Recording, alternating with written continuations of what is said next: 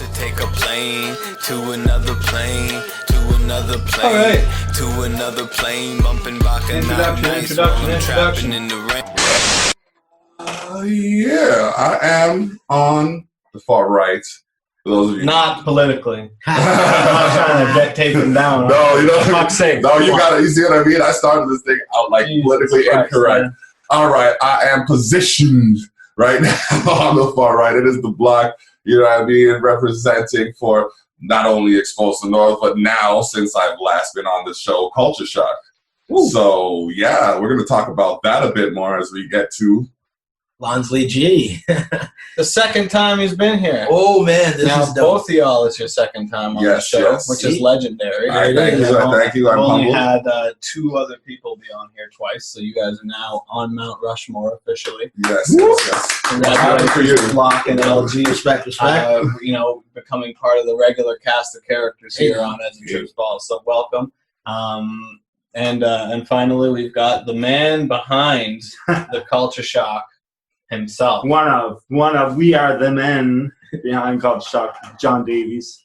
Yeah. So the awesome. cameraman. If you guys are The okay. creative with the camera. The no. creative with the the creative with the camera. The camera creator. There you Yeah, Yeah. so I really appreciate you guys coming on. This is also we're talking about history. This is also the first time I've had more than two guests on at the same time, which is All pretty right, cool. all So right. y'all are Shout the outs to first 905 group bro. appearance. Ezza. I've had Crab Rat on the show with their duet, but to have three people on the show at the same time in person during the pandemic, you know, I was just before we started, I was giving John a hard time about his mask, but you know, I think he's probably right because you know the block's talking about being far right over here. I don't want to be a target of any sort. I follow the rules. I wear my mask. You know what I mean. So we're pro-mask here on Ezza Trips. Yeah. That's right. That's a good image. Absolutely. So yeah, this is episode 30. So again, along with the subject of making history, this is the 30th episode. So this is big here, boys. Wow. So I really appreciate you guys coming on. And if it's okay with y'all, I want to just call it Culture Shock, episode 30 featuring Culture Shock. That would be perfectly And fine. really introduce the world to the work that you guys are doing. We talked a little bit about it on LG's appearance. Yeah. But I really want to get in depth into it now because I really believe in this idea. We have a believer. We have a That's believer, ill. yes. Thank you, man. Thank That's you. dope. Yeah, it's super dope. A lot of great local stuff. It's really well put together. It looks great. So find yourself a copy of this. And with that, let's get right into it, boys. So Potatoes. I want to hear how did this begin? Okay. May I? Do we go? Oh, yeah. Okay. The name Culture Shock kind of comes a little bit before the magazine Culture Shock, which was brought to life by John Davies. The initial, it's like the magazine idea was him. Like Culture Shock in itself, it started for me, a couple of years ago when I was embracing my Jamaican side, my more Caribbean side, because it was suggested I should do some reggae. So after doing a couple of reggae Shouts to tracks, Stoddy P. yeah, you know what I mean? Shout outs. Yeah. So you know, after I did a couple of songs that kind of resonated, I was just like, all right, let me try something else. So I do this thing on TikTok at The Block Online, and it's basically a parody of my Caribbean conscience compared to my Canadian conscience. Yes. So I look at different scenarios and I approach it from the Caribbean side and the Canadian side. And like the last one was Ponder Veranda. So when like Caribbean sitting on a veranda, which is a porch up here. You know what I mean? It's a veranda So- in Europe too. Yeah. I think. Yeah, Nice. okay, You should yeah. have kept veranda. Yeah, it sounds so much more official. Yeah, of course, like really. But so yeah, I did that one, and then but before I did that one, like we met. We met what 3-4 months ago. Do you want me to take over? Yeah. Time flies, eh? Time flies. It was before we had an encounter, Yeah. and then we actually met on another occasion. Yeah. Yeah, I think I was playing guitar at an open mic. I had an open mic night, and you were like, "Who is this guy?" And then they were like, "He's the guy that made Hobo with a Shotgun," and I'm like, "Hobo with a Shotgun." No way. I heard someone who made a song about Hobo with a Shotgun. I didn't know it was a movie. He's like, yeah, it's a movie. That's the director. That's the guy who made it. I'm like, Not the director. not the director, but that's the guy who wrote it. Like, You wrote Hobo with a Shotgun? Yeah. God damn, man. I didn't know that. That's huge. Yeah, We got the writer of Hobo. I'm telling you, right? Oh man. So yeah. But go ahead, take over. I took over the stage that night. Yeah. Well, he sent me his album out of the blue. I met him this night, and then a week later, it's like, hey, here's an album. It's like, all right, cool. I dig free albums in the email. Anyway, I listened to his album, and it's like, I heard a guy who was like really giving it and kind of having a sense of humor about things and pushing his craft. And I thought, well, I really support this. I like this guy. And so then I saw him put up Expose the North shirts online. I was like, I'm going to support this artist. And this is like, when this comes down to it, this is all about just reaching out and supporting people that you believe in. Because I was just like, I'm giving him $30. This man sent me a free album. He's got a t-shirt. That's a fair deal. I appreciate that. I really do appreciate So I went over, that. I went over there and I picked it up and I listened to it. I was driving it home. Picking it up was kind of like, I was just so intimidated. Not intimidated, it's like when you're a big guy and you meet another big person. It's like, it's like whoa, we have to, like, it is just like a weird energy. It was like a standstill. Like I opened the door, I'm like, whoa, and he looked at me and he's just like, whoa. We just stared at each other. Clint Eastwood stared out. Yourself among them that I can actually look at in the eye. You know what I mean? Grabbing your hips and stuff like that. It was just like, You're as tall as me. Damn, you're tall too. Some evolutionary shit, some Darwin shit. Yeah, man. So yeah, I go home and I'm listening to his stuff and I'm just thinking, I was like, I got a lot of free time. It's COVID. Like, I could probably reach out to one person and make some stuff in their basement. Goes, let's shoot something. So I call him up. It's like, hey, you want to? I got this idea. I'll just do a bit of promo for you because I want to get out and do my video game again. I haven't done it in years. I kind of moved to Niagara and wasn't in that anymore. So he's like, yeah, I go over, start shooting. Where were you? And I'm just back in my element. It's like you're walking back into something you haven't done in a long time.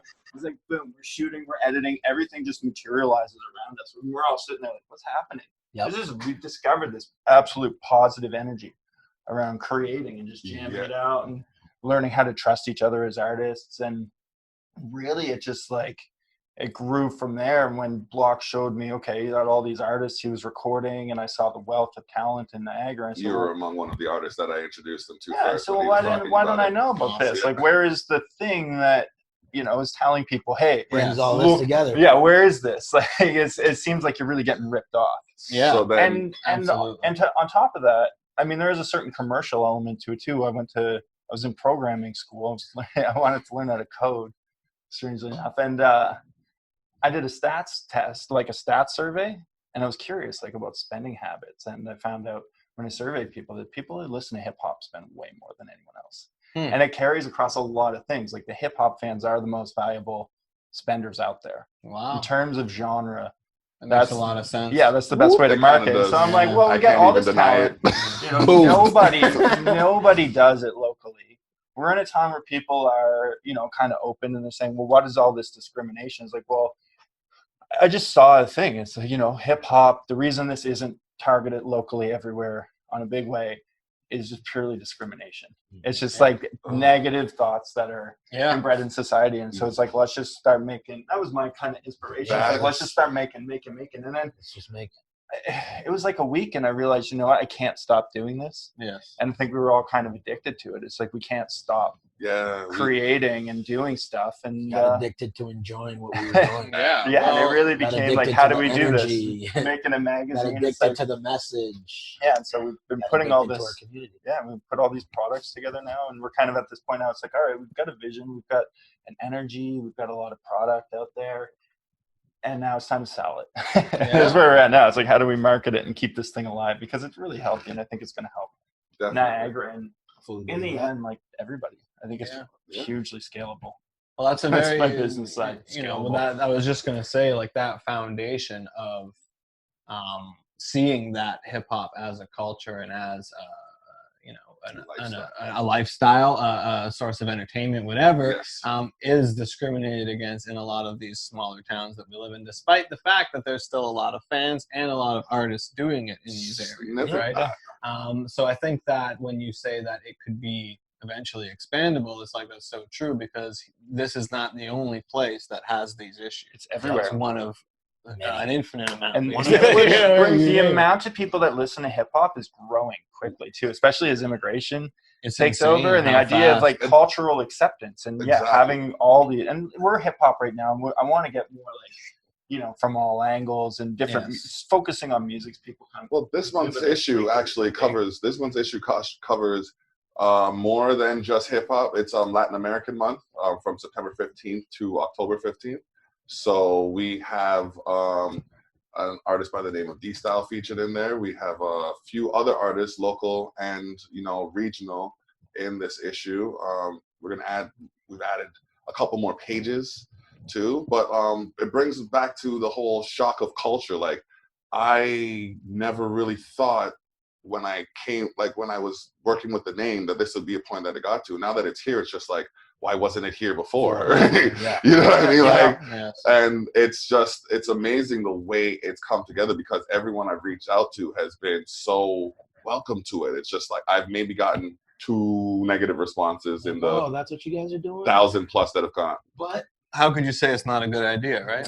Yeah. But how could you not want to be represented by something? I think it feels a little bit like when Hobo was made, because we had this script and this idea, and there was a trailer out there, and everyone on the street, kids, like people who love pulp and action, they're like, this is what we want. You guys get us. You get us. Mm-hmm. But then the number counters, they're a little trickier. They're like, what is this? A hobo with a shotgun? It's like, we're giving money to that, and it's like the idea. Well, it's like something like Snakes on a Plane, right? I thought it was bad. I thought the concept was badass when I heard it. I'd like, hobo with a shotgun. The first thing I thought was a lot of people are dying in that shit. You're either going to think, I'm never going to see that, or I need to see that right now. Yeah. You're going to fall into one of those two camps. Which is kind of the way life works in the fandom. It's like I say, I could be in a room and, if there's 20 people, there's only, have you heard of hobo with a shotgun? 19 of them will say, no, what's that?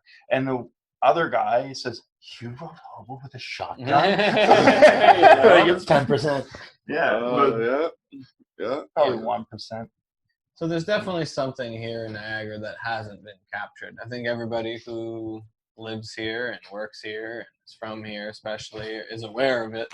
We all joke about it. We all laugh about it. There's meme pages, for it. True. Yeah. We somewhat represent it in. I try to represent it in my music as much as possible, and I'm sure a lot of others do as well. He says while wearing a 905 Niagara shirt. He does to the fullest effect, man. This is, if you haven't already known from his previous 29 episodes, the reigning, defending Niagara Music Award winner for Hip Hop Artist of the Year. So that has to be known on any opportunity I get to tell I really appreciate that. No it might only be for a few more days. So let's bring it up. You know what? Write it out while it lasts. If anything, you should have been the one to present it to the next person. But let's not start a controversy. I don't know what the fuck they're doing. I don't even think the nominations are out. The nominations are not out yet. Shouts out to the enemies. Whatever you're doing, shout out to you. Just, hey, y'all doing what needs to be done. Just saying it how it needs to be said. We're a little curious about who's nominated. But I'm anxious. I'm kind of anxious. It's like, even if I just want to know that it's somebody that has substance. Is that what they're trying to do? What? Do you think they're purposely trying to make you anxious? I don't know, because they do it every year. They just they wait too long. I mean, to be honest, I'm sorry, guys, but I think they wait a little too long. Because they have so many submissions. Last year was 700-800 submissions. I just don't think the original model that they were working under did not anticipate the amount of submissions that they ended up getting. User vote, though? Don't you go on and then vote? No, they have judges. They have industry judges. Marketability. 700 submissions. They don't have any whittling process. I'm sure they have some kind of. They ask for stuff based on a certain criteria, like Spotify, SoundCloud, and YouTube. a lot of people probably don't even read that. Yeah, no, they just send in Reverb Nation or like Bandcamp and stuff like that. Put out right away. Yeah. Anyway, no, we really appreciate the Niagara Music Awards existing, because we don't have until Culture Shock. The NMAs is pretty much the only thing that celebrates the unique culture of Niagara. Now that is specific to music, which Culture Shock is about everything. Now, there is a lot of music for sure, but it's not just about the music. Layers on top of layers. We have art in there, like it's about the people. The people's art. We have poetry in there. We have crafts work. Like I said, it's for, like we said, actually, we want everybody to feel like they have a stake in this, because there's Yes. a lot of people that are underrepresented, especially in hip hop. It's like once you hear hip hop and are trying to get to a venue, there's usually a oh really I'm sorry, Let's go but there's somewhere else. you know what I mean. So like we're trying to shine a positive light on urban art, business, and entertainment. It's not just music, and that's the other thing. Like we've approached businesses and like different entities to have them. Like we recently are working with a Caribbean restaurant, Right. to include them in there. So like restaurants are also involved, and like we're getting more traction with the people. But it's like they want to, like you, and I'm sure you're aware of this, they want to see the party before they join the party, not realizing they could be the party. Yes, They want to see the exactly. quality of Exactly. product. The first point I wanted to make is everybody should feel like they could have input. They could be in it. You know what I mean? That's what it strikes me as. Is something that if you're a part of this community and you're somewhat a creative person, you could strive to be in Culture Shock. Just like, you know, on a much bigger scale, rappers would strive to be an XXL or be in the Source or whatever. Yes. Now, you know, scale that down to a local level. Not just rappers, but, you know, anybody, you know, people with restaurants, as you say, whatever, striving to be in Culture Shock. And that's like a great model to work with. The second thing I wanted to bring up before I forget is, have you guys connected with Soulicious Pepper Sauce at all? Truly P. It's a dude I went to high school with, and he actually makes music as well. It's so funny because I think I know they work at the like craft markets and stuff, right? Selling their hot sauce. Yes, and they also sell it at certain I restaurants. mentioned as that well. to you. I couldn't remember who they were. I I can was like, connect we're you guys about we it, need yeah. to connect with. I can't remember who they are. Yeah, Soulicious Pepper Sauce. And Okay. Yeah. Well, no. Soulicious Pepper Sauce. Me and the crew know them well, because, like from years ago. We went to high school together, and then just always kept in touch. And, Okay.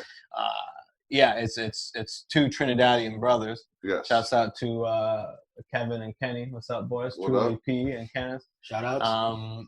Yeah, so they basically made their family recipe into Soulicious Pepper Sauce, and they're like, you know, born and raised St. Catharines, you know, but their family's from Trinidad, and Nice. you know what I mean. So Nice. Culture so Shock I right might be there. wrong. They Yeah. might not both be born here, but you know, they're St. Catherine at Facer Street people, man. Shouts out to Facer Street. Oh But, man, that Facer Street Festival is something else, man. You ever- yeah. That's where I'm. That's my area. That's where I'm from. Okay, That's my yeah. fucking- That's I your want to culture add right there, something yeah.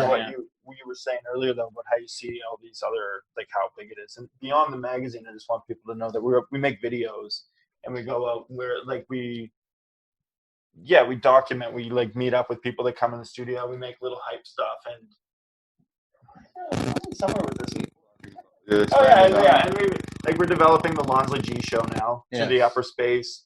And so the idea is like we meet with people and we Shout outs to Upper Space. Yeah, it's like as we develop, it's hard now because it's like developing stuff on a small scale. But as we're growing and meeting with people, it's like develop people, push everyone upwards, like figure out just a way to, you know, it's odd that we're not giving away everything. It's odd the angles that come at you to make things work when you just are out to make it work, right? Like people kind of throw you in, cool ways. Yeah. I just want to add that. Not only It's more than just a magazine. Yeah, I gotta and- say really thank you to you know, all of what has just been happening, bumping into you, and really just getting the legs out there and seeing the rapport and the response, really, of how believable that this needed to happen, should have happened, can happen, will happen, not gonna stop, and just the leg starting on that and getting somewhere where people can understand, like, man, there's something going on here. I really want to thank Upper Space for opening that door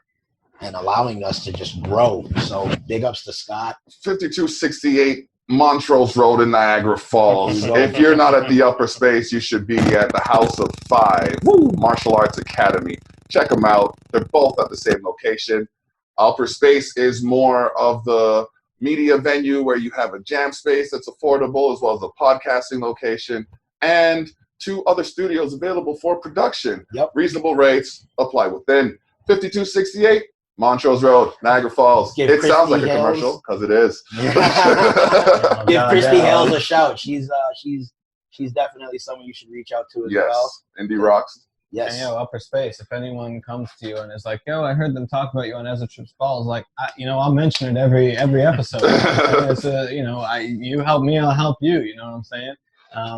And speaking of multimedia and it being more than a magazine, I did want to get into that a little bit more.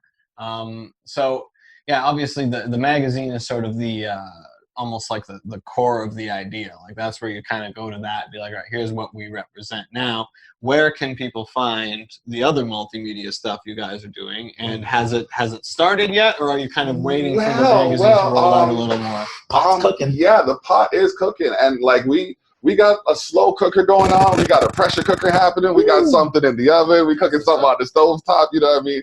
And there's always something happening. You know what I mean? So. Okay, the things we can talk about. We've done a couple of video dumps, orchestrated by Mr. John Davies, where the website culchashock.com, CULCHASHOCK, culchashock.com, where you can see some of the latest from Niagara's soon-to-be greatest. We have videos on there from on set with Ezza, as he graciously invited us to his Lemonade Renegade set. Is that up? That's up. I never saw that. Oh, no way. Okay. I'm just full of surprises, aren't I? Okay. I'm going to go to culchashock.com and check out my behind-the-scenes interview, and so should you.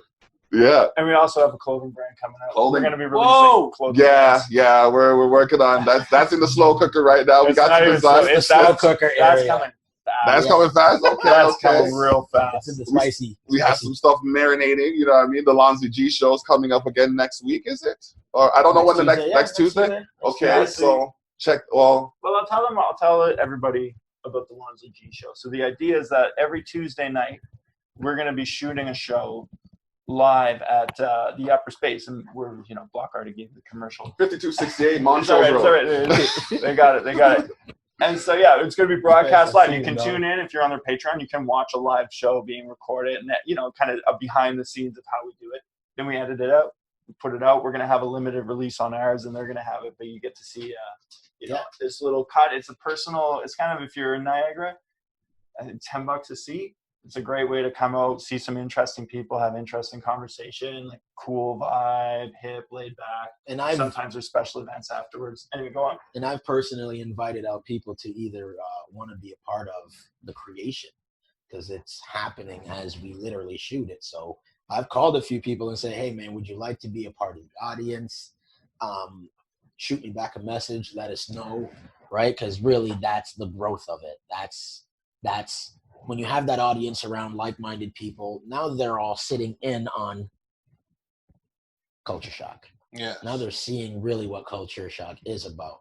The medium, the small, the large. We're doing just so many layers. These two, I don't even, honestly, I fit right into the middle in a small way, personally to me, because these guys got mad skills, really mad skills. And I just find myself to just be lucky, honestly. I mean, people, man, you're like no one, like everything needs balance, you know what I mean? And there's the occasional power struggle is there or in any situation. Lonsley's our center. You see it. Like everything needs a true north, you know what I mean? So, you know what I mean? It's like, wait a minute, hold on. Order. Yeah, order, exactly.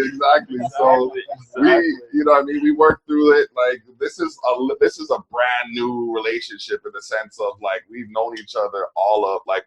I've known of Elle for years, but like it wasn't until recently that we started working together. And then like John, I've known of, but like when you hear, oh yeah, this guy wrote it, you don't think he's like 25 minutes away and willing to work on, you know what I mean? Yeah. So like we have done some, I'd like to consider them to be amazing works in the time that we've had, but they're getting better as we go, as we learn each other, as we figure out the kinks and the quirks. Like, you know what I mean? It's like there's times where I have to step forward and say, okay, this is what, like, you know what I mean? This is where I want to go. And then there's times where it's like, okay, let's go the direction you want to go, because everybody has a vision. So it's like it's kind of like a jambalaya. If you think of it, you know what I mean? Or it was, and then we're kind of like, how do we straighten this thing? Yeah. And that's where we are now. We like ingredient. This week has been like, okay, how do you straighten up the machine and make it just fine? And it's feeling really fine. Like, it's exciting. Yeah, well, no, I always try to preach stick-to-itiveness, not only on the show but in life in general. Because again, through doing this podcast, I really learned that lesson myself. Is like you gotta just do it. You gotta just keep doing it. Like you're gonna find it. Like it's not going to be the perfect idea right off the bat, the first try. You know what I mean? You're gonna have okay, so now we've got this. Now, how do we fine-tune this a little bit? And then you get a response from people. You get, okay, this got a big audience boom in this area. Now we can adjust it this way a little bit. But always keeping to that original vision you had. Yes. But you've got to execute in order to make that vision come the way it's supposed to be. Yes. And I think that that's where a lot of people, unfortunately, in whatever their creative endeavors are, get discouraged and they stop too soon because they're not willing to go through that process of not always necessarily trial and error, but trial and frustration, trial and fucking power struggle, trial and whatever, fan reception, audience reception, all of that. You've got to put it out there and do it and not get discouraged right off the bat because it's not the exact vision you imagine. Eventually you will get it to that and even better if you put the time in, you put the work in, you go through your struggles. And just with doing this podcast, like it took me so long, like this giant chunk of time, the bottom of the iceberg to fucking even start the podcast. Like I'm talking a year or more of talking about, I'm going to do a podcast. I should do a podcast. It's time to start the podcast. The Block does a podcast. I go on his. I've been on so-and-so's podcast. I can do a podcast. And then it was like, finally made myself do it. Yeah. And then it was like a couple months of sort of like easing my way into it a little bit, sort of like getting into the bathwater or whatever. Yeah. And now it's like, I do it like it's nothing, right? And it's like, it literally, that 2-3 years of like, should I do it? Yep. You know what I mean? I almost needed that. You're working yourself up to it. Exactly, literally work. So it was like, you can't abandon an idea because it's not coming together quickly enough or it's not happening the way you think it should. Because as soon as you kind of start, the train starts chugging away, and eventually it's going to be. You're onto something. And it's like it was just your first episode the other day. You know what I mean? Like, doesn't it feel like it? Absolutely, like, just boom, how time just. It's like a slipstream when you get into the motivate. Like when I get motivated to do something. It's like this magazine. I'm like, I don't know how to do a magazine. I've never done a magazine before. He sits me down. He's like, you can do it. I'm like, man, I've never done this before. And he's like, do that. Your brain will tell you everything to stop you from doing it. I sat down and I'm just like, okay, I'm almost done the magazine. You know what? Let's add a little bit more. Yeah, you know what I mean? So hold on, this could be even better. Yeah. And it doesn't hurt that he discovered. So he's like, I don't know about writing, and I'm kind of stressed because I like to write, but I always stress about it. It's just a thing that comes with it, and I'm like, can you just try it? And he's like, I don't know. Finally does is like, whip this off while I'm taking a shit, and I'm looking at this like, this is exactly. A lot of great work. You did that. Well, can you just take a couple more shits? I like where you're going with this. Yeah, not only back to the dunk. I mean, add some more fiber to your diet. Yeah, that's great. Incredible writing talent over here. Thank you. And like, I never thought I'd hear that from someone with the marquee of this individualized, right? You know what I mean? So it's just like, that makes me feel like, okay, what else can I do that I didn't think I could do before? And, I'm applying myself in different ways, and I'm growing and developing and expanding. It's like some saying shit right now, because it's like after every, and I look at a lot of things as a battle just because of the, the vindication of victory. You know what I mean? So like after any kind of, after, like, how sayings get stronger after every one, you know what I mean? Especially after they lose. Yeah. So I'm just like, okay, I took my licks on that one. Getting up battered. Getting back up. All right, let's try this again. Crack, crack, crack. Let's go. And like the sayings, like a big part of the struggle is just being in your own way, and your ego being in your own way for everybody. Yeah. And it's like, the ego is the same part of you that's trying to protect you from failure and be like, yo, you can't fucking write a magazine. You don't know what you're doing. And then you start to feel physically lazy about it. Like, I'm not fucking doing this. Fuck this. Blah, blah, blah. It's all that same fucking monster that is in your own way. Yeah. If you get rid of that guy, Super Saiyan, man. Bro, I'm sitting here waiting to get back to the magazine. And once you're fucking there, you're flying. And and this is why I love Dragon Ball so much, and it does happen to come up a lot on the podcast. The goalposts are ever widened. just when you think they've reached the strongest they're ever going to reach. Nope. Yep. Like There's the another amount of peak. times I thought that, now I look back and the versions of the characters now could fucking flip the old versions of the characters. Exactly. You know what I mean? Yeah. That power level ain't Yeah. shit compared to Yep. power levels don't even matter anymore. No. They got God key. Now, you know what I'm saying? Now they're in universal into tournaments. They're something else. fucking fighting people in other dimensions Yeah, and shit. It's like, dude, there's just no end. You just got to get out of your own fucking way, and there's no. You're the limitation in most cases. Yeah, Beautiful. and it's not even that big. It's like incremental change. They say every day when we're doing this, every day you got to wake up. If you're doing your business, you're doing your podcast. Like, what am I going to do today? Yeah. How am a I going to little up the bit every game? day. I'm not going to change the world today, but I'm going to get a little better. Yeah. Yeah. And so our websites, 100%. everything we're doing is kind of like this. Like, just get it up. Just get it up. Okay. Yeah. I have a minute. Let's make that better. What can I be What doing can I right now? And you grow it. You grow it, and they Yeah. and it grows. When you grow things, they grow. Yeah. Speaking of the website, cultureshock.com is available online right now. You have culture.shock on Instagram. We also have Culture Shock on Facebook. Culture Shock Yeah, on Culture Shock on Facebook. Facebook. Don't sleep, man, because we'll wake you up fresh. We'll Yeah. wake you up real early Yeah. and tell you, like, I wake up at like 5 o'clock in the morning and like I'm just ready to do something. And I'm just like, okay, take this little bit of time to yourself. But I'm just there revving. It's like, all right, because I still have the other venture that I'm working on with Exposed to North and everything. But like, it's almost like it's a feeder school to another entity kind of thing, where working with that is allowing me to find, you know, filter through different artists and say, okay, well, this fits the moniker of what we're doing, and that can work with what's going on. And just knowing that he's got control of the website, and all I have to do is just, here you go. You know what I mean? And I'm trying to learn the website too, but for now, like, I'm comfortable with managing the content and going through the magazine, because I can do that. That's something I could do without like I didn't realize how easy it was for me because of the access I have to these things. So it's just like, all right, cool. And then L is like, he's always out meeting people. Like, I mean, there's Johnny Armani. He's like the PR guy, so to speak. Like, you know what I mean? He recognizes things and sees them in advance. It's like when we first went down to the upper space, he actually knows the person who runs the compound, so to speak. So it's like, you know, we had a connection, and then him being there kind of made that connection stronger. You know what I mean? So Shout outs to Scott. shout out to Christy too. You know Shout what I out mean? to Like, Christy. like she's like, man, like I can't say enough good about her, about them. You know what I mean? They open their doors to us and just let us, like, okay, this is what we're trying to do. Kind of, let's see how you do, kind of thing. So you know what I mean? It's And the idea was to just bring their community with our community and our culture, and it's just beautiful, man. When you meet like-minded people, yes, that definitely want their neighborhood and their product to grow with you and grow together. Yeah, that's beautiful. Like, it's a lot of working together, and that is exactly what Upper Space is about. That's what Culture Shock's about. random insert, the Lana G Show every Tuesday. Yeah, I was also able to, thanks to these two awesome guys I work with, was able to actually bring forth, you know, my culture, and was able to actually do something called, you know, Mom's Cooking in the Kitchen. And we ran a nice little episode of, you know, Mom cooking some curry chicken, and I'm telling you, it's coming to you. You're gonna see that shared to you. You're gonna get some ingredients, but at the same time, we're not giving you too much. We're giving you just the right amount for you to cook your own curry chicken, for you to cook your own this, your own that. Because let's be real, we're all different but unique. So when you're in the kitchen, you're doing your own thing.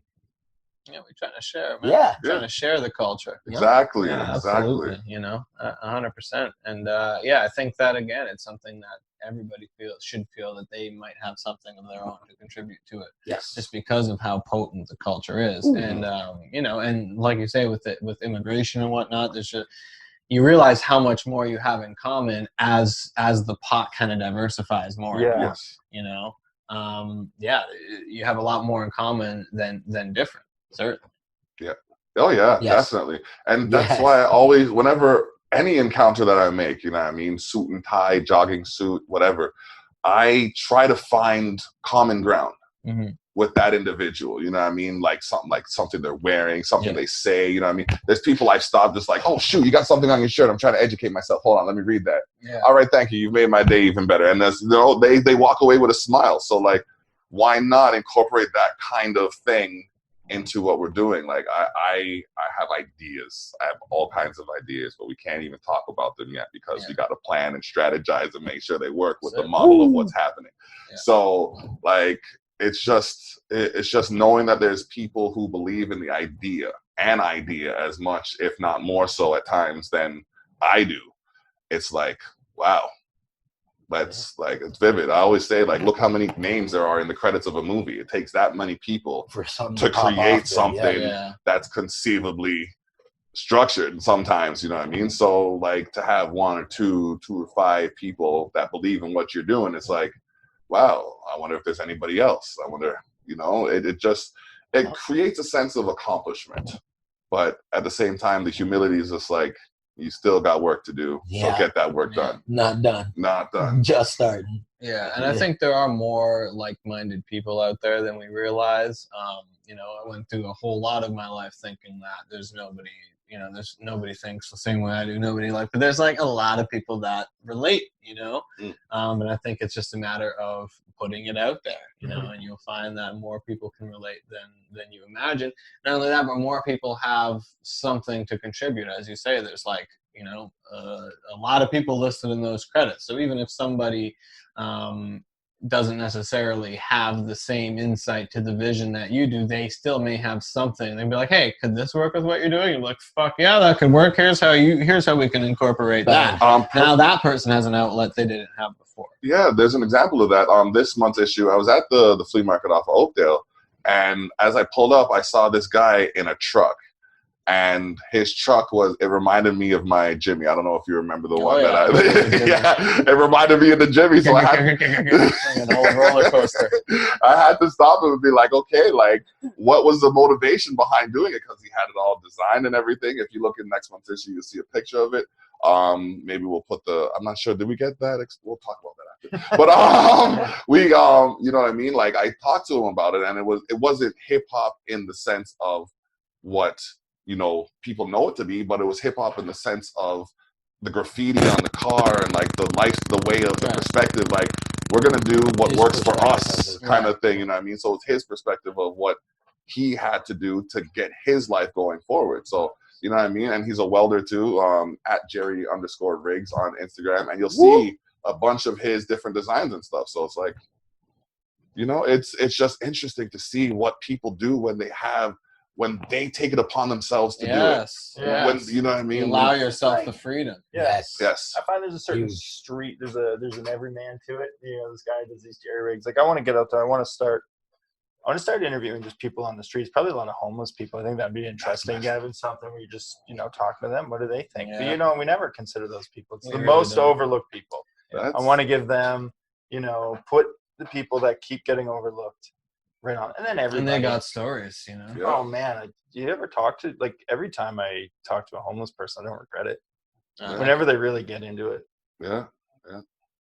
I've learned. Like, even when we were out handing out the things, there was a camp just outside the library. And just like, all right, I'm gonna approach you. You know what I mean? Here you go. I see you. I know you're here. I'm not gonna walk past you like you don't exist. Yeah. But if there's something that I can do, you know what I mean? Like, here, read some, take your mind off of it for now. You know what I mean? There's a way. Like, sometimes all they want to hear is a kind word. You know what I mean? Yeah, 1% every day. Yeah. I do wonder too. It's like, okay, when you have homeless people, and I'm a bit of a Bible person, and you have the story of Jesus, it's like, is it possible that some of those people have just rejected money? Yeah. And that's why primarily they're homeless, because they actually follow what most people say they're supposed to, that they believe, right? So you can't really.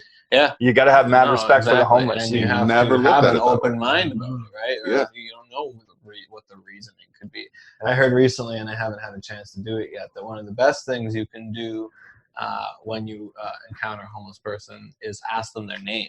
Because nobody ever fucking asks them what their name is. Really? Nobody gives a fuck. One of the best things you can do is say, hey, dude, what's your name, kind of thing. Okay. I'll be like, hey, I'm Mark. And you'll be like, or you introduce yourself first, whatever, just so that they don't think you're grilling them or whatever. Okay. You're like, hey, I'm Eric. What's your name? And then, you know, that kind of will be, this person sees me as an individual, as a human being, not just one of those homeless people, one of those junkies, one of those drug addicts, you know, like it'd be like, okay, now this person wants to know who I am, not just what I am, you know? Okay, because my younger sister, surprisingly enough, I was bringing my niece back home from Toronto, and she gave my niece a quilt and said, make sure you give this to a homeless person, and it was during the winter. So I made sure that on that way back, we looked for somebody that just so happened to be out by the Penn Center of all places. She ran out, gave them the blanket, and came back out. I'm not saying that for like praise. I'm saying that for the sense of if everybody did one thing to help somebody, we might be in a better position socially than, you know what I mean, we could be, than we are right now. Someone walked up to me today and was like, how do you deal with race? Like, have you ever had to deal with racism out here? I'm just like, Like, this must be some form of it right now. I don't know how to quite put my finger on it. It was a man of my color. It wasn't just like, you know what I mean? I was just like, okay, how do I answer this? Oh, so as someone who's not from... Yeah, he was from Guelph. Oh, okay. And like, asking me about this particular area because someone had approached him while he was sitting in a park and accosted him for just sitting in a park. And it was just like, yeah, it's like, wow. I said, no, I've never, like, I've dealt with ignorance and prejudice. Yeah, there's a lot of like ignorant. There's not a lot of overt racism around here, but there's a lot of just ignorant people that don't really know how to talk to people. Yes, about that's more of what I've dealt with. That's more of what I've dealt with. And there's lots of that. Yeah, but that's so. You kind of got to forgive that to some level just because ignorance is ignorance. Yeah. So I spoke to him for a little bit and I offered to buy him a coffee. I was like, no, we're not like that out here in Niagara. You know what I mean? Let me buy you a coffee and just make do for whatever that person did. You know what I mean? He's like, no, you don't have to. I said, no, please let me. He's like, no, you don't have to. He's like, okay, cool. You know what I mean? But just know, like, it's not like that out here. You probably just ran into one of the few people having a bad day, just, you know, didn't know how to deal with their frustrations kind of thing. Because I don't find it to be outwardly racist out here. There's I'm sure there are racist of people course. here. There are everywhere, right? Everywhere. But it's like, you don't really see racist incidents happening in the street here. Again, other than just pure ignorant stuff. Yeah, I think it's kind of systematic discrimination, the way people are trained to think, because our brains kind of like, we get into a groove, and you don't even know. It's like it takes a lot of self-analyzation as a society and say, okay, what kind of sort of pre-thoughts or, you know, things are in our head that aren't actually true. Yes. I think we're going to see a lot of that stripped away, I hope. Yeah, and that's what this is. That's what the importance of this time, I think. Yeah. Right? Because you think even to, you know, I don't know about you, John, as a fellow Caucasian, but it's like even my grandparents, who were sweet people, like great people, like giving people, like, you know what I mean? They'll give you the shit off their back, but believed every black stereotype that exists, believed every native stereotype, like totally, and told the jokes, used the N-word, just didn't think anything of it. Yeah. Not in like a calling somebody an N-word, but like would tell like a joke where the punchline is the N-word this or the N-word that. You know what I mean? Gotcha. Just like as if it's funny. You know what I'm saying? It's like, and that's not that long ago. And that's what, and these are educated people who were good people, you know, who again we're for the most part very nice people. It's like, and I think most or a lot of, and this is, again, my Canadian side, not my immigrant side, because they're immigrants, they dealt with their own discrimination, right? Mm-hmm. But on my side that had only lived in Canada and only lived in North America for their entire lives, like they didn't understand why that was wrong or why that was, and it's like, that's just that it's that ingrained in our culture, like from that recently. Like you would think that these thoughts and these ideas are primitive, right? Bro. Like, the idea that we're all just human beings should be so obvious, right? There's an element of forgiveness, I think, that's required here, too. Just because of the basic chemistry of the human. I'll go back to the human brain, because as you live experience, it wears a groove into you. And so things we perceive right now, like the use of the N-word right now, is highly, like, of course not. Of course you wouldn't. You wouldn't even think of it. Right? But it was very commonplace when they were young, and like their minds going through a long period of time unchallenged on that, you know, and that sort of behavior. And then are they racist, or do they just see it in a different context because they have it and their brains can't adapt as quick because they're older? And so that's at a certain point I am like with racism and older people, it's like, well, you know, it's going to die out with them because that's a level that just they can't let go of. That's where I kind of that's where I'd consider it to be ignorance. because It is. they might not, because of like what you just said, how long they've been dealing with it and how long it's been ingrained in them, they might not be aware of the results or the repercussions of their conduct. So it's like, Exactly. okay, but there's people who are consciously like, I don't like you because of your skin, boy. Yeah. There are those people. And there's some people on the other side like, break yourself, motherfucker, because we about to have a throwdown. You know what I mean? Yeah, so like that exists. exactly. So that's but I find like it's within me to conduct myself in a way that's better than that stereotype. You know what I mean? If you think I'm just drug slanging gangbanger, then I have to prove you wrong. That's where, you know what I mean? Like that's an advantage. It's interesting because in discrimination comes the advantage of you having that natural inclination to push, which I find in Caucasian society there isn't. 100%. You grow up and it's just like, 100%. why bother? Yeah. But you just got something to prove. where it was like it's like I gotta. Honestly, it was the when all this, it didn't all just start here. I was going to say that's very wrong, but over the summer, what it really came to the forefront. But it was with the other side of like white privilege and how some people use that term. And it's like, I really know, to me, it's like there's a meaning for that. That means something. Yeah. But if you don't use it to mean that, then you're a racist. Right. Like you are just using it as a slander word. So you have to know what that means and use it appropriately. And people kind of, in the beginnings, and then I learned, I'm just going to shut up. But it was like, it kind of etched to me. It's like, you know what, I feel that sting, and I relate it deeper, and I appreciate it where, there is a superpower in it as well, where you're like, fuck that. I'm going to be great. Yes. And then when you see that and you really look at these people who are discriminated, you see a lot of great people. Yeah. And it's easy to stop discriminating. It's like, it's always going to be the minority who, even in a situation where people are discriminated against, the people who have that extra drive and who go, fuck this, I'm going to make something of myself. They have a much longer road to travel and a much more difficult road to travel than somebody in a more privileged position.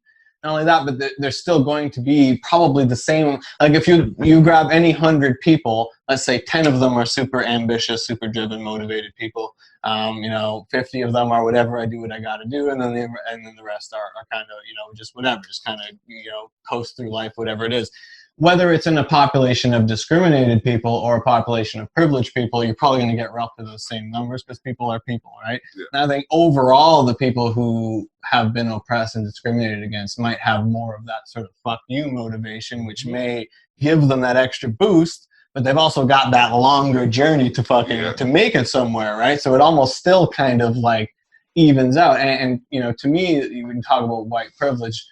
When we talk about my grandparents and that ignorance, that to me is white privilege. You know what I mean? Sometimes people with the privilege don't always have the passion, though. Right. I would say less of them. Maybe the numbers would be slightly skewed. No, I agree with what you said. I agree with what you said wholeheartedly. It was just like sometimes, and I was just looking at it as you said it. It's like from my position of life, I've always had what I needed. Right? Like my parents, I've never gone without, you know what I mean? I've in my personal life, like outside of my parental provisions, I've had to, do things that I didn't have to do while they were overseeing me, you know what I mean? And there's all of that kind of stuff. But just knowing that within, I've been programmed in a way to just overcome the odds to the best of my ability, it keeps me going. And I've seen people in a position of privilege who are just like, they don't give a shit. If it happens, it happens. You know what I mean? They I'm not going to do it. And I'm not knocking them. It's just I'm trying to understand how that type of comfort can be achieved. Well, the stakes aren't high. The stakes aren't high, right? So what's the worst that's going to happen to somebody who's already coming from a privileged position? They fall back to that privileged position. They got to go live with their rich parents. They're just docile and completely. You know what I mean? They're docile, completely trained, like domesticated humans. Domesticated humans. It's like they're just domesticated humans. Like they haven't needed to learn to fend for themselves. No, that or the other. They've never been out. They've never had to bear their teeth. As if I don't have, because compared to most of the population of the planet, I think everybody in this room is privileged. Yeah, that's true.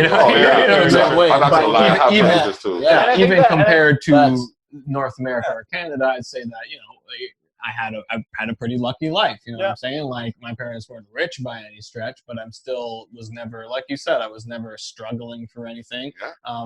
And as I became an adult with my own life, certainly there's things you got to do that you wouldn't normally stoop to had you been under your parents' supervision. Yep. And that is where you sort of check your privilege, right? Yes. And you go, yes, I've gotten all this, and I'm lucky, and you have gratitude for what your parents gave you, but now it's on me. You know what woke me up? I was talking the most amount of trash. My parents, I'll live and humble myself right now. I was out in Ajax, and I was living with my parents. And I was working with some people who were making moves in music and all of that stuff. So I was on my high horse and shit.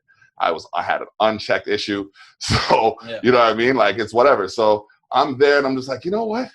One day I'm going to buy this house from y'all and kick y'all out. You know what they did? Kick you out. They moved out and left me in the fucking house. Handle it. Go ahead. Like, I came back one day and just like, y'all? Anybody here? No? Okay. Ran in the house for like 3 months, and I was just like, okay, there's more to this than I thought. Humbled myself, and then, I need some help. Yeah, humbled myself, and it's just like, all right, cool. I see what y'all been doing for me. I just didn't recognize you were still doing it and shit. So can y'all do it again for a little bit till I figure my shit out? Yeah, exactly. You know what I realize it now. Hey, my apologies. I don't know what I was thinking. I don't think I was thinking. So Exactly. You know I went through something very similar. The beauty of my struggle was, I would say it's common, single parent mom. Yeah. You know, you kind of just learn to love what you have. Because if you don't learn to love what you have, then more will always seem like I need more. That's a dangerous. That's Right? dangerous. I need more. So I never really got onto the I need more. I literally just got stuck into I love what I have. But in between all that failure and falling, like the conversation we had outside, right? You know, I kind of got stuck to, man, struggle does become you if you make the choice to continue to struggle. Yeah, it's really, you've got to learn from the struggle you've had and learn how to move forward. Yeah, and I think you got to, for me, it's like I kind of grew in, it's interesting. I grew up in a house that was like right at the edge, so you go up the hill, and then like the really poor area started. Right. I was like that kind of nice borderline. big property, but it was like a little bit of a poor area. Anyway, pretty good. Always felt I had a destiny. Kind of grew up, and you know, I always wanted to be a writer. I went out, I wrote, succeeded, but it's like when you hit success, I was surrounded with a lot of talented people too. Like I just grew up around talent, and when you hit it, if you're not quite built right as a person yet, it can really fuck you up.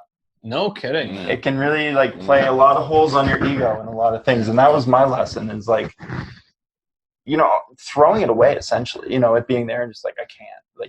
Like the misery it can bring you when you're not properly feeling you're the one who should be there. And it's been a building up. And so that's what I love about Culcha Shock. It's like, you know, I hit that. It's like, can I hit that second thing? They say it's so hard, but you know, that's kind of what I'm gunning for. It's like, okay, let's get that second round. Well, man, that in itself is a really important lesson to learn. So, you know, thank you for sharing that, because, you know, I might have even said this in our episode. Yes. Like, had I blown up or whatever 10 years ago when I really wanted to, or 5 years ago when I really wanted to, I would have fucked it all up by now. You know what I'm saying? Yeah. Right now, I'd be like, oh, no, home. I'd be fucking chasing that next success, this, that, or the other. Like, I'm so much happier now, still being at the point where I can still blow up, now that I'm this person that has gone through this struggle of years of that, right? Because so many people get it, and as you said, they're not ready for it. Yeah, you've got to build yourself as a character. Yep. Yeah. You have to work on your character.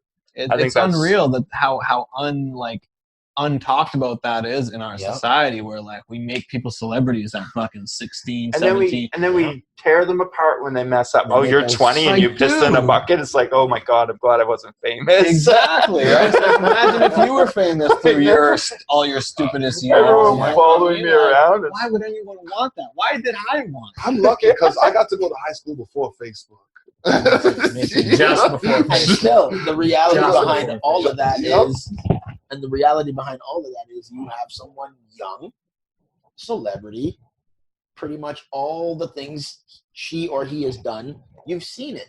So it might have been like, oh, catastrophe 1824, but catastrophe 1824. You built something now that you can now be stronger from 24 to 28. Exactly. 28, 32. Exactly. There's nothing wrong with it. It's how you walk through that door. Yeah, you want to build your life like this.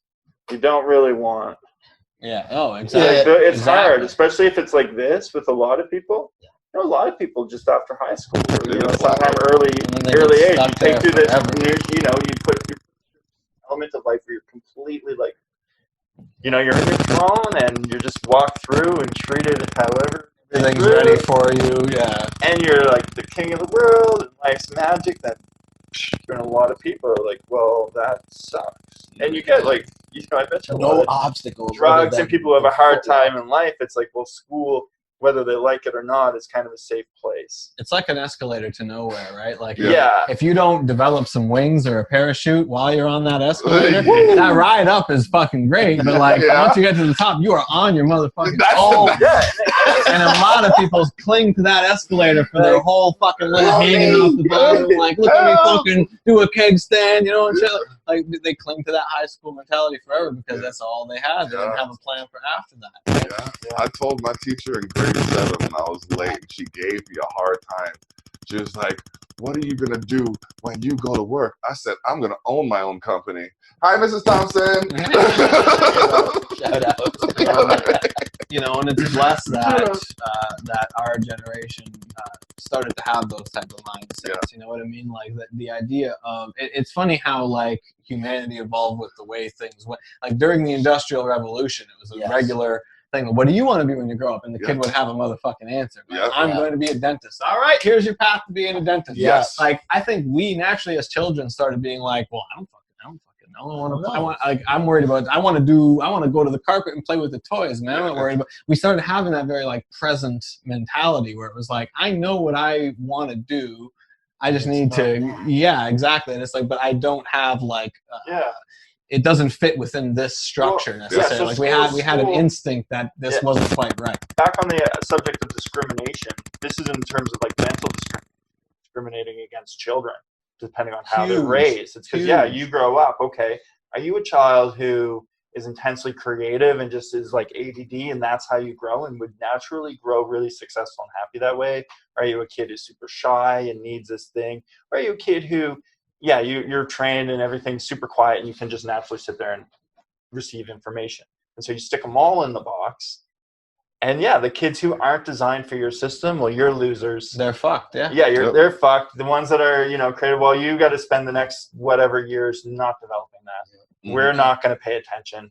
The kids who succeed, well, you're just going there kind of a blank slate. And then they've got incredible pressure on them too. Well, they get pressure too, and I guess I don't feel one of them, and they have their... we need a system. We need to. Okay, the internet's so individualized, right? Everything needs to be individualized. Absolutely. We need a system. As a kid, I'm like, I knew I wanted to write as a kid. It's like, this is what I want to do. Someone should have been like, okay, we are the system. Here is your intro into the system, and you just go into the system and it absorbs you and teaches you as you require and are drawn to. There are some countries that do that. I believe there are some countries that do that. I always accidentally preach communism on this show by accident. But I swear to God, dude, like I went to Cuba years ago, and the way that they talked about how the education system worked, I was like, what the fuck are they doing? What are we doing? They ask you in kindergarten. They ask you in kindergarten what you want to be. It's either Cuba or the Dominican. Like actual science, like tests to determine and things what a kid is, what type of a kid it is, and then you go to a completely different school based on your capacity, what type of kid you are, what type of shit you're good at, what you're. What the fuck are we doing? Putting everyone in one fucking box? Out of high school, crazy. Failing to learn anything about. It's crazy. Out of high school, they put you in the army or jail. That's a hard choice. That's a very hard choice. Yeah, in some places. But some of those ideas, it's like, and the idea behind it is because all the talent needs to stay within the country because they can't leave because there's capitalism everywhere else. They're fucking go get a bag somewhere, right? They're trying to contribute back. But I think that we can take a lot from that and like it will contribute back to your community if everybody it's in everybody's best interest that we figure out that everybody gets educated in their best interest. Everything we need to figure out how to make every individual excel. Like everybody should be an Elon Musk. There's no reason why not. Why that can't be the goal. know? Right. We got to move towards that. Yeah. Let the fish swim, let the birds fly, but striving. don't judge a monkey based on its ability to dig a hole. Exactly. You know what I And mean? then, Like, you know, and then within humanity, I mean, that's a great metaphor. Everybody loves that. Like, you know, if you base intelligence on how to swim, like a fish is this, you know, way if you smarter judge a than fish human, on its right? ability to climb, you'll never see it as anything. That's what I was looking Yes. for. Yeah. So it's like now you whittle that, and just within humanity, like We're forget about the animal metaphor. Yep. Within humans, there's like an infinite amount of like different possible things somebody could be good at and be skilled at, or like how can anyone figure out what their thing is? If you see them chewing So- on a crayon, put them in an art, like a culinary art course. Exactly. Let them. We specialize in stunting growth. Yes. Why is it It's so really quick fucked. to just, It's really you know, fucked, Yeah. and it's like it's all based take someone's around. option away? Like school is based around like the industries and corporations, and Yes. that's how they operate. I went to a collegiate. And man. they're It was- falling apart. Yeah, It's like exactly. They And pushed it's- it, and the whole world's falling apart. Yeah. It's half based on corporations, Yeah. and half based on Only a jail. certain few Yep. accepted. What else has a school vibe? Jail. Jail is school. School Yes. and jail are the same. Yeah. You get your meal times, you get your this time, this is where you go at this time. Program.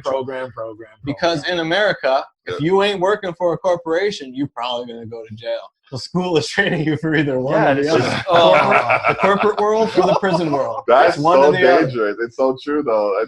That's And why are we still operating under this now that we have the internet and basically free education? You know? Well, So it's you hard to can- pay attention still, I think. Like, I mean, it's that system, but I see kids doing these internet thing they have, but they're just sleeping. They fall. Like, you The imagine being- computers on their imagine face. staring at a screen for 6 hours as a kid, watching something you're not interested in. Oh, God. But yeah, I guess if they could make it so you're interested.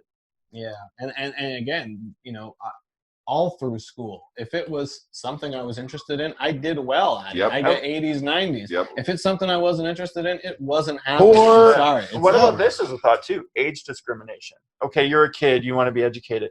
Well, say I'm a fucking dumbass till I'm 27 and suddenly I realize what life's all about. Damn. And I would do a lot with Again, education, but everybody's it's like different. I blew my chance. It's like everything's difficult for me now when I'm ready to excel. Yes, 100%. So I think So true. education should be free to everybody forever at any time. I And it's could like not an agree more. access system. Yeah. Crazy. My thinking cap opened in my late 20s. Yeah. And that's Oh, what brought yeah. me, and that's what brought me back to school to learn machining. You Right? know? And people are like, "What?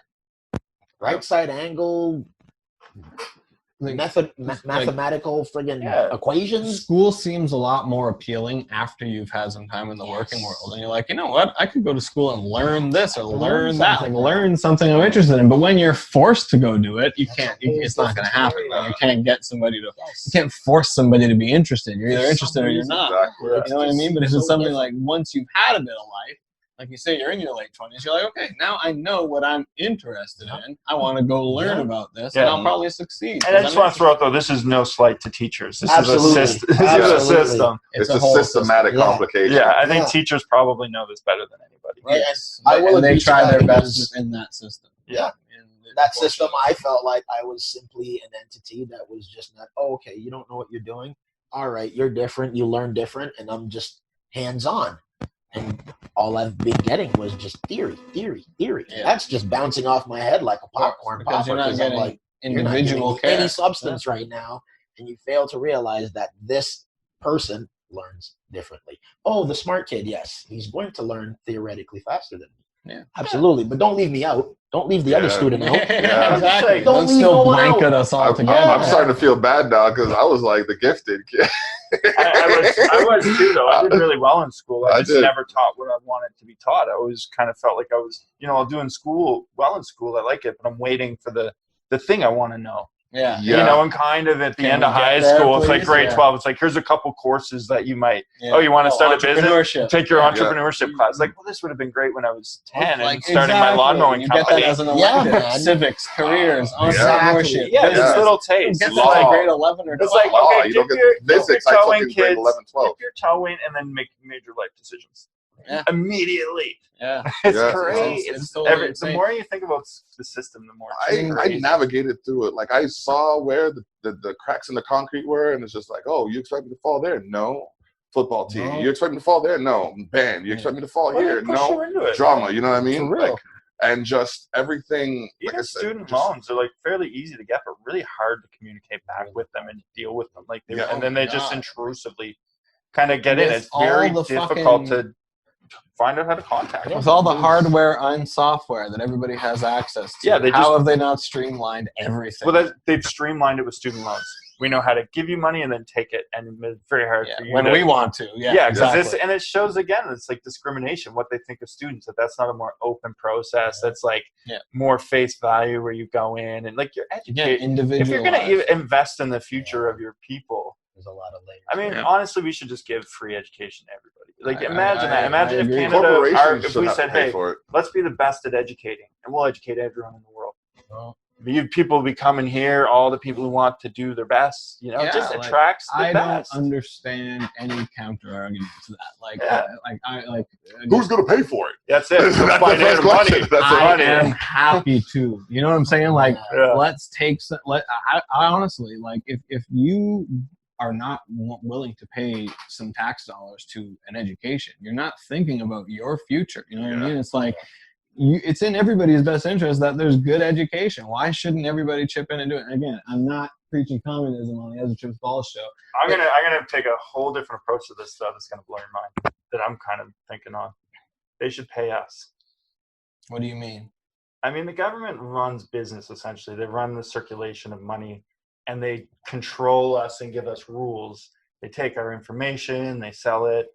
They do a lot of stuff to extract our money, to control us, and to create us as servile servants for business. Yes. So the government owes us a paycheck. Yeah. Well, I think For I agree. forcing us into that Universal system. basic income as well. And I think that the education would be a part of their payment to us. In a way, right? Just by taking away our right to be free roaming. Who cares? We might kill each other. We might go crazy. But by taking away that ability to just be human, you gotta give us a paycheck.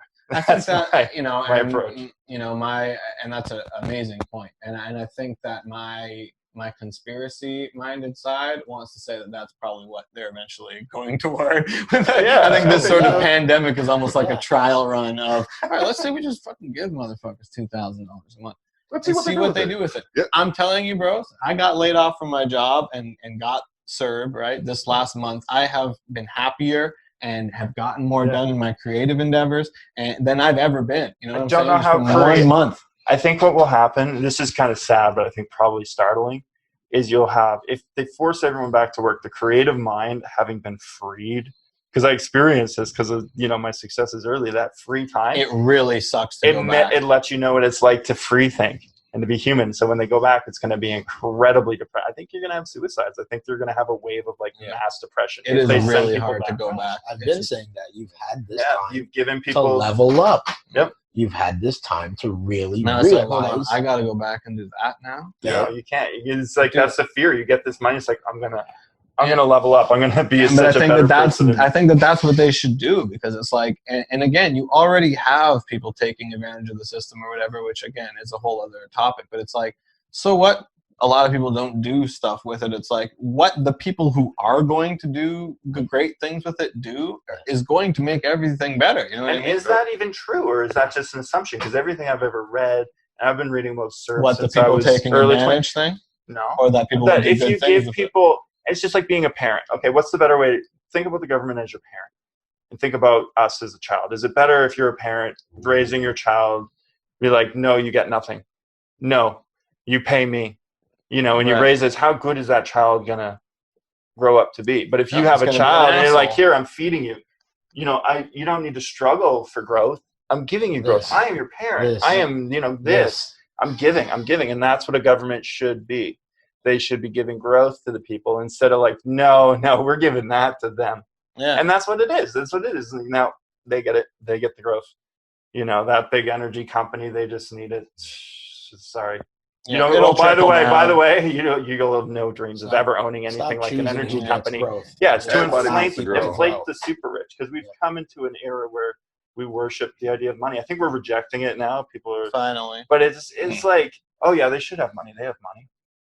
It's this weird sort of. We just accept it, right? We accept these bailouts. We accept these and it's like, those are the people with money. Of course, they're going to eventually give us jobs and give our creations. Like, dude, how about we get the money and we create ourselves? Yeah. And then in a true moment of panic, the only solution was to give the people the money. And what did that do? saves the economy. Yeah. You know what? If they raise the payments, the economy would probably do even better. Because the thing about money is that, like, an economy isn't really based on, well, it's based on a lot. You got to make products, you got to do these things, but it's like a lot of it's spending, right? Yeah. So if you have no money, if you have that money, you're spending it, you're pushing it through. I do think we owe a huge respect. People who have worked through this whole thing Yes. Yes. and not had that Essential workers. experience of, like, I know, did just up until mellowing I out. Shout out just to got who laid off. worked through Like, this okay, all pandemic you servers, and I'm one of them, and we're trying to succeed, and I want to. I don't know. We'll make a program like essential workers get a vacation on us if we Yeah, ever succeed. Because honestly. I would love to send Honestly. 6 months Yeah. vacation. Yeah. You deserve it. You didn't get that. You truly, truly deserve that. Yeah. Yeah. A lot of you out there, groceries. My sister's one. She works Yeah. at a superstore. She said she's heard people in the lobby crying, in the break room crying, in the stairwell crying, Oh, breaking yeah. down over this whole situation. It's just like, Jesus, Murphy. I know guys that are just working in factories, moms that are still working at clinics, in danger, so to speak. But you know what?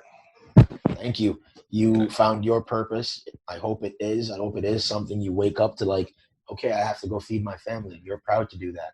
Okay, I have to go do this for me. You're proud to do that. And you have the chance to go make some dollars and get up every day. I really hope you are doing that for not only you, your well-being, your heart, your soul, and you actually enjoy getting up every day and having an option. Well, Unlike the rest who are unserved, right? They should get the money too. Everybody. Yes. It's like, Yes, if you want to but save the Shout environment, you out. want I to hope save you the don't world. feel, oh, you motherfuckers. Oh, there's a lot of you're not working Everybody hard, gets it right? off unless you feel you got it. There's a lot of I people. agree. And Yeah. it's like they got the money. There's no shortage of money. It's just fictitious. Money is like whatever. You need money. You need the world to go around. You print more because guess what, you guys? Like, it's not really. Don't tell me no nonsense. Like I They said, can just. It's we not need really, more like, there ink is a to lot of make rules, but that's all just more how people money. feel about and worship. Exactly. The difference That's it. between, like, again, applying for anything from the government in a regular scenario compared to this CERB. And again, I got one CERB payment because I just got laid off. And it was like, oh, you need it? Hit apply. And 2 days later, it's in my fucking account. Right? Like, why is everything else such a pain And in don't the you ass? feel then? like you Yes. get it and you kind of feel this sort of value as a human? It's like they do. Somebody Yeah. does care about me. Dude, and this is Canada, man. Like, Canada, they treat it like an exclusive club. So let the members fucking get some benefits from it. It's not, you know what I mean? Like, pay us, right? And we will fucking make it an even better club to be a part of because there won't be fucking opioid epidemics, this, that, or the other. Sure. If people weren't struggling so hard. Oh, you wouldn't have nearly the crime. Oh, the depression. You wouldn't the crime, need, and you wouldn't the even need the suicides. funding, right? Like, we get all this funding, we're funding this, that. It's all to pay people to work. So if everyone gets money, it's like, you know what? If you want to start an organization and do something, just go do it. So you don't think about that, but I would eliminate funding for everything. Yeah, I think It's like, here's your money, build something, do something, spend your time, and have an increase on top of that. I think in Canada we will see universal basic income certainly within our lifetime, probably sooner with the COVID thing having kind of been a trial run. Like, I think we'll see it start to come in within 5 to 10 years. America's a whole other goddamn story though, because that's just always like, you could not have this conversation with 4 people in any given 4 people in the States without at least one of them getting fucking angry. Oh, That, my God. oh, you fucking communist, you fucking socialist, who's going to pay for this? I'm not paying for other people, blah, blah, blah, blah. It's like, All dude, closed we minded. are all in one fucking community together. I hear that a lot in Canada too. You're right. And not to say, but I like overall, like as a population, Canada, I don't get the people that are clinging on to like the old Americans. Like, we don't live there. Like, we don't have that constitution. know. What rights and freedoms do you think you're talking about here? Because we have a whole different fucking charter here. Yeah. And it's like, we don't even have a freedom of speech. I'm sorry to say, but we don't yes, have we that do. as part. It's differently worded though. It's differently worded, but it's not the Second Amendment. It's 6th. It's like, you do have the right to express your thoughts, belief, Ooh, and you know what we religion. should do? We should have like a logical argument where it's like, okay, and we've been talking a lot about this, money essentially equals ownership and slavery, right? If you don't have some, you kind of got to work. You got to work. You got to work on You yourself. either You got to own sell or yourself you're up. working for the owner. Yes. So that's discrimination. Because Yeah. if you're not born into it, it's discrimination. So I think we should expect our governments to answer that. Like, do you or do you not support systemic discrimination? Yeah. And just put it like that, because without CERB, without universal basic income, that's what you support. That's like, I think that, you know, because let's ask ultimately Trudeau that. some people are going to be favored over others. Yeah, You they know never what I mean? had So, a like, leg up, always is you the know. system was Unless created that way. everybody gets it. Stop the world will be better. Like, stop judging everybody and think, well, what do? They probably did this. Oh, they're probably smoking crack in the bathroom. Oh, I bet they're like stabbing people with needles. And to that, You know, I they don't say, get like, that. It's if like, somebody is spending that money on, like, who gives a fuck? Yeah, you know what I'm saying? mind Like, you do yours. You know what I mean? You get it too. But yeah, that's the important thing. You should, like, all these people working, you know, back pay them. Yeah. Send them $12,000. A lump sum check. They need to get it because It's if you were just money. It'll be great for the country. Yeah. Yo, Jag Meat, man. Jag Meat Sing. Yeah, man. You fucking are with all of this, man. Yeah, man. Let them Get know. this shit happening, Let 'em know. man. Get this shit happening. You're No, in you're there, watching. You're in there fighting. We know you. We hope tune you're in. watching, Yeah. man. But yeah, no, that I mean, I voted for that guy the last election because of this stuff, you know. Like, and again, everybody fucking. You're right. In Canada, there's a lot of negativity towards these ideas as well. Like, you see under his post, there's tons of like, oh, you fucking communists, you this, that, the other. Who's gonna pay for this shit? This, like, dude, we live in Canada. Right. Like, look around you. Who's paying for all of this? You are. Who pays for the I streets? am. Who pays for the traffic lights? Who pays for the like? It's the same. Yeah, use that money and just give it directly to the people and let the people. Well, we should still have the traffic. Well, no, we need all should do that. roads, hospitals, Yeah, no. schools, but not as they are. No, we definitely need to But even maintain our hospitals, like, infrastructure. we should be investing in more technology. Like, I should have an app that's funded, but the government should have built this by now. It's like, okay, I'm feeling sick, boom, I mark it, because you forget shit, right? You go to the doctor, it's like, what am I? Oh yeah, and this and that, and then you leave. It's like, oh yeah, there's that. I forgot about that. Hole in my back that I forgot because the I wasn't worm coming feeling out of today. it. Yeah, it's like I forgot about that. Yeah. Yeah, so imagine that, like a little app, and then you just have it. They circulate anyway. And it's because there's just Yeah, so we just much gotta resistance. change. There's so We much gotta change. resistance. We're That's the so word far. right there. Change. We're so far behind. Hardest thing. Yeah, but it's because of our proximity. Anything like that. Routine becomes. Ideologically, I think because they in help. Europe, they do a lot of this shit already. Yep. Europe's way ahead of us right now where it comes to, like, I want to say the socialist Europe. Yeah, Is way ahead. And Canada is headed in that direction, Yes. but I think it's because of the states being right there that we still have so many people here that believe that I take care of mine and you take care of yours, and there's no community pot, and there doesn't need to be any taxes, there doesn't need to be any of this. Yeah. The government shouldn't be involved. There should be smaller government. We don't need to be paying for apps and all this fancy schmancy stuff. I live with my wife and kids. I'm in the country. We go to church every Sunday. I fucking bring my grain to the mill and I get my paycheck every day. I don't want to be paying for all this fancy schmancy shit. There's always going to be lots of those people that are never going to vote in the direction of any of the stuff we're talking about. Yes. And to me, it's like there's a lot more of that here because of the American philosophy. Unless the system caters to them as well. But how are you going to make them believe that it's being catered to them when they're not in control of? Like, to them, anything they're not in control of, that the government controls and not them, that's a motherfucking problem. Well, then that's your product to them. What is? Control. For them, control. It's like elements of control seem to be a thing. So it's like maybe that's a balance of how do you give out control? Like, how do you, if they want to be one way. I'm pretty open. Like, my honest opinions are like, we just have to let people be people. Like, as far as, even segregation, like, we shouldn't have it. But I think if you want to open up your little white power bar, you should be allowed to do it. But I just won't go, and a lot of people won't go, and it's like, well, no, it's just open. It's like, if you want to, blacks only, it's like, okay, but then it's like a question of, does the free market support that? And I do kind of believe in free market change, because it's not that it gets does the job better.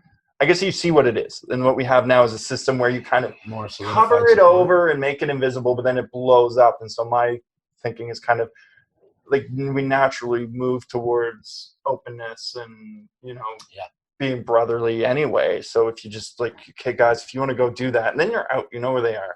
It's like, okay, they're over there. Facts. They're over there. Facts. Just like, stay away from that place. Yeah. And then it's like, you go there, and it's like, we like to pretend like we're so homogenized. It's like, we like to pretend like everyone's just okay, and we'll just ignore you. Nothing you do matters, and you can work anywhere you want, and that just says nothing about you, no matter what your job is. It's like, it's so wrong. Yeah. It's not truth. It's not reality. So yeah, I think just, if you want to be a scumbag, if you're not hurting somebody, like violence and like those sort of rules, But yeah, I am kind of fine with people just, displaying themselves for what they are. And I'm big on even packaging. If it's just ideologically, then sure. Ideology often turns into fucking physical friction. things. Yeah, I mean, and then there is, I could be wrong. Yeah. And there is I wouldn't implement this if I depends. was in control. I wouldn't I'd say implement you this. have I to would draw some lines. talk about the idea, and it's a slow thing. It's like, okay, can we chip that and see how the people respond? Because I do say like human, but I'd be probably saying because I don't believe in like censorship or cancel culture. Like I'm not really for that stuff because these people aren't physically harming anybody. Speaking of the cancel culture, it comes down to it. It's like, wait a minute, this happened so long ago. You bringing it up now? A good percentage of it is like you bringing it up now. What about before when it actually happened? Well, the idea that everybody should be instantly and always perfect, and it's so hard as a creative. It's like, what do you? And you got to everybody be should accountable for shit you made when the world was a different place and when it was acceptable, to things differently, Like, right? what was it? Language changes and it grows. Like the Jeffersons and All in the Family. Like you're talking about language growing. Like they were dropping all kinds of derogatory remarks on both of those shows. Now you can't even now they're cussing on the show, like they're saying words like bitch and shit, but it's not. We're culture shock when we talk about cultural acceptance. So in my mind, it's like, do we look at that and hate it? Or do we look at it and think, well, whatever it is, like, what were people really feeling? Because it seems like it's a piece of entertainment that everybody loved. Like clearly the culture was different, and we can't just go back and hate everybody. Like, how is that a move forward? I hate it. Like, whatever it was, like every 5 years we're going to be erasing history. Oh, and I'm almost 40 now, so I've kind of got to the age where I've seen it and I've realized, like, oh yeah, we all kind of start to fall under the tracks of this bulldozer, this steamroller. Yeah. You get a little older, you get a little comfortable with your beliefs, and someone's like, no, and you're like, I kind of disagree. You're you're this, that, or the other. And so then you start to think about what we've been doing to, you don't want to do that to the elderly. Taking away. Let it change, but then maybe they also, in some ways, have something valued. Yeah, no, and I agree, and I think that people should be able to hold on to their traditions and the things that they value, again, as long as it's not doing harm to anybody else or inciting violence. Again, if your tradition is burning a cross in front of a black person's house because you want the town to get together and kick them out, well, that's some ideology, that's some shit that you probably shouldn't have the freedom to do, even though you're not physically harming anyone. You're certainly inciting hatred upon somebody. That's definitely a strong message. That to me is also pretty bad. But if somebody is joking, or like, you know what I mean, like if somebody's an entertainer or a writer and they wrote something 10 years ago that is not fully acceptable now, like why should that person be blackballed and their kids not be able to eat anymore? And comedy too, it's like your job is to live on the edge of expectation and sort of comfort and culture, and like you're talking about the stuff that everybody's kind of like, oh, I don't know what to say about that, and you have to be bold, and you have to reach out there, and that's their job is to get out there and say something provocative to make you work your way. And we look back at all these people, and it's like, I can't believe Eddie Murphy said this and that, and I can't believe it. It's like, but at the time, people were very uncomfortable, and he's playing with the idea of comfort around those subjects. And it might seem gross now because you're just incredibly comfortable with but at the time he's actually being, he's breaking ground. He's saying, he was making you think about it. Yeah, it's like, let's at least, even if I'm joking, and it was in that time, but it's still like, let's talk about this, and it wasn't even out. People weren't talking about it. Glad how you and said so that. he's like, let's uncomfortably kind of joke about it. And that opened up the dialogue. And at one point, you, me, yourself, we all laughed at it. Oh yeah. So how come we're not laughing at it now? Well, it's not as funny anymore. I haven't seen it in a while. It does change. I actually watched it recently, and I was like, oh my god, right? This guy was homophobic as hell, right? But you know what I mean. But it's that different vision. He's not. You know what I mean? He's wearing a fucking skin tight leather thing. Leather suit. He broke ground. He made it a conversation. There's this really interesting book called Future Shock by Alvin Toffler. He's like an economist, theorist, and he wrote this in the 70s. He said, like, the pace of technology is speeding up, like, Murphy's Law, how this thing doubles at an increasing. So he says, so is society. And so he predicted in the 70s, he says, this is going to cause a high rate of mental illness because it's going to test the human mind. It's going to say who can adapt and who can't to this new accelerated structure of living. And as a continues, it's going to push more people under it as they can. Holy shit. Really, the brain, like it's a flow with it. we're probably at a high state of evolution. We don't see it because we're in the micro kind of area, but people looking back will be like, whoa, when people became digital, it really within like the double and now you see it, we're digital, we're going to the moon, we're going to the Mars, and it's like in 50 years, It's like wild. remember when humans were one The doubling thing, and like speed. we'll quickly, I bet, start to The doubling become speed is into different like things. it's into like hours now. I love sci-fi. The doubling speed Incredible. of It's technology, I incredible. think, I is love it. into hours. That's I was speaking to someone a couple of years ago, and he said in the next couple of years, like we're at a 6-month turnover right now, where within 6 months of time, we're doubling where we were, and then by now we're supposed to be into like hours, apparently, according to his projection. Because things are going like when you look at the fact that they just dropped the S20, then they dropped the S10 Note, then they're dropping like technology after technology after technology and things like that. Like it's just, and that's on a technological level. Yeah, that's a so on a as biological much as level, we can know, then we have computers that are now learning. So as our curve, they're responsible for that curve. Imagine when we are the limiting factor. look at all the stuff that this thing tells me. And we are, Steps, calories burned, time, movements. Like it tells me so much, and it's just like now I'm consciously aware of all of this stuff that I didn't actively know before. So it's like to improve. exactly. so is the machine. Yeah, it's This is some Terminator shit. Yeah, we could either realize, because the computer mind will take over at some point soon. Yeah. Because it's just level of intelligence, right? We are smarter collectively than the computer now because we have some things we haven't taught it yet. No, Yeah. based on But what we once do, we it teach learns. it all of that, then it's kind of already there. It's like, and so the knowledge is like Hitchhiker's Guide to the Galaxy, and hopefully it's that sort of to either be a part of it or get left behind. Yeah, let's hope it's benevolent. I hope so. I'm just glad I started. I'm just glad I started on computers at a young age. Yeah. Yeah. No, you'd be pretty left behind pretty fast. Yes. But we can't even picture it like in moments. Just the change. That's the thing, right? Like what can be accelerated? What can whatever way it's programmed to I like to think about improve. This conversation because I bonkers. Like you can't even. My dad said the same thing. Sorry to cut you, but Dad said the same thing, and this was before I even moved to Canada. So 91.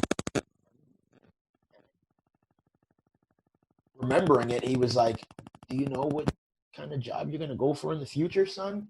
And I'm looking at him like, you're a bar owner, lots of late night activities happening, and I'm kind of like, "Dad, I don't really know what to tell you." And he was just like, "I don't know how long I'm gonna be here, son, but hopefully with whatever you do." And as educated as I know, my dad didn't finish school, high school, college, all that stuff. He literally looked at me and was like, hopefully you do something that involves computers because the world is changing. Yeah. And I was like, huh?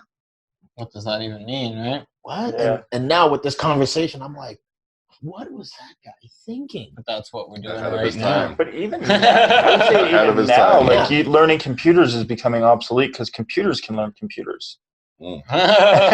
Precisely.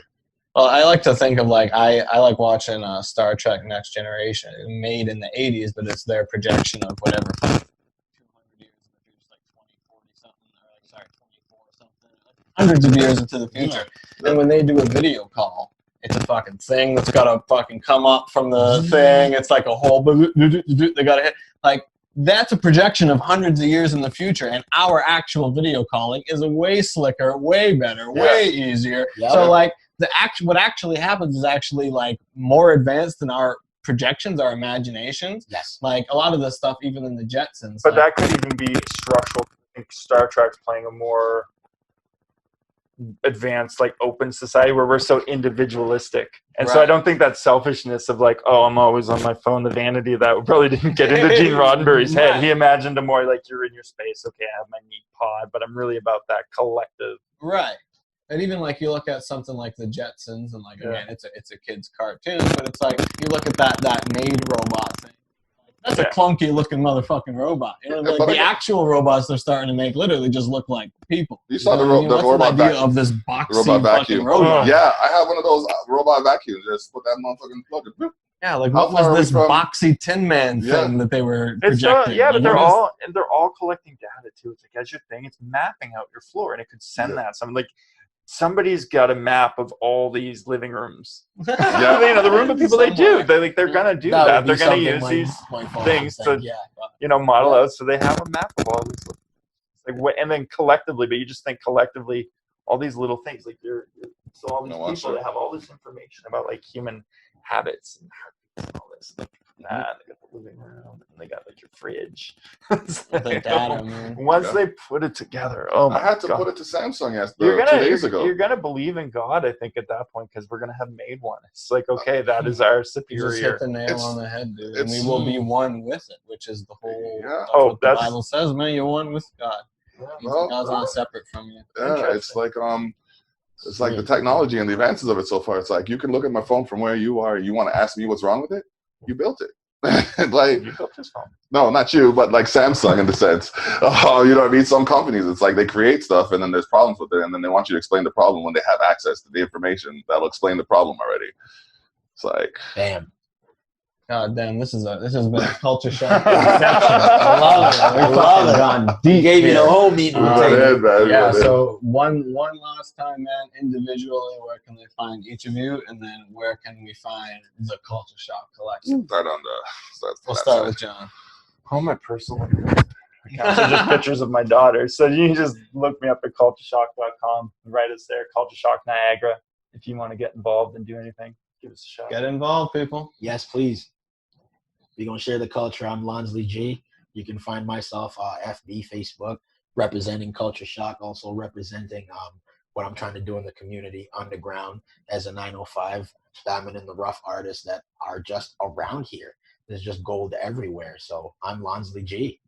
Thank you. all right. I am DeBlock, DABLOCK on all streaming platforms. One word, DeBlock. You can catch me on Expose the North. It's davidterrell.com for the Expose the North website. Catch me on Expose the North on Facebook, Expose the North on Instagram, DeBlock Online on Instagram, Twitter, Facebook, and TikTok. This man is reachable. I'm out there. Cultureshock.com, cultureshockniagara.com, Culture.shock. culture.shock on Instagram, Yeah, that's a good one. cultureshock@gmail.com. You can never not reach him. You know what I mean? Like What do you we're guys want? out here. Yeah, We're check out out here, you know. cultureshock.com. New clothes dropping soon. Yes. You're going to love it. It's gonna be Apparel some coming your serious things. Don't forget to check out Ezza 905 on Instagram. Please Thank do. you. Yes, Thank you. every Yes. time. And Ezza And thank you for posts. bringing us down here. He has a Thank you. Patreon. Y'all need to support the man. You know what I mean? Yes. Always working, always new shit coming. So Yeah. y'all heard me say I got laid off, so this is it, man. Loving that wave energy. Yeah. yeah. That's what's up. Before I gotta go back and be Feeling depressed. served vibes. Yeah.